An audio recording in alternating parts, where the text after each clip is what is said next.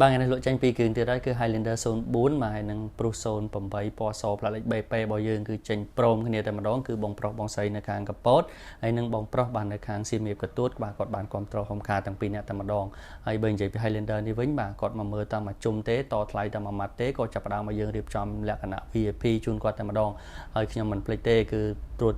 ពិនិត្យមើលសម្ពាធខ្យល់កង់ក៏ដូចជាអំពូលគុជក៏ដូចជាផ្លឹកទឹកប្រេងឯងមកស្អាតហើយក៏ចាប់ផ្ដើមបកគលយកជូនគាត់ទៅខាងកពតមួយហើយក៏អរគុណបងប្រុសនៅខាងសៀមរាបកទួតបាទមកយកព្រុស08ពណ៌សផ្លាកលេខ BP យើងដូចគ្នាហើយមុននឹងមកមើលហ្នឹងគឺគាត់មានគ្នាគាត់2 3នាក់ដែរមកជួយមើលណាដូចជាមិត្តភ័ក្តិបងប្អូនគាត់មកហើយគាត់មើលឡានយើងលម្អិតមែនតើបន្ទាប់ពីមើលឃើញដល់ក្លុកកលៀតស្អាតថ្មីហើយក៏ចាប់ផ្ដើមទូទាត់លុយនិងបកគលលុយបកគលកាក់ជូនហើយ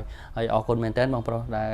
គ្រប់តរនៅហុងខាហើយមិនភ្លេចទេដូចសមមួយដងអញ្ចឹងបាទគឺត្រួតពិនិត្យទៅមើលកាមេរ៉ាជើងកាមេរ៉ាតាប់ឡូតូទឹកភ្លៀងព្រីម៉ាស៊ីនថ្មីហើយក៏ចាប់ផ្ដើមបកគលជូនគាត់យកទៅខាងសៀមរាបកទួតវិញហើយក៏អរគុណបងប្រុសទាំងពីរចំពោះការគ្រប់តរហុងខាដែលបានមកយកព្រុស08ពណ៌សរបស់យើងហើយនឹង Highlander 04ម៉ាស៊ីន4ប៉ុង1ពណ៌ទឹកមាសចេញទៅហើយអរគុណសម្រាប់ការគ្រប់តរបងប្អូនចង់បានស្អាតអញ្ជើញមកមើលនៅហុងខាបានអរគុណ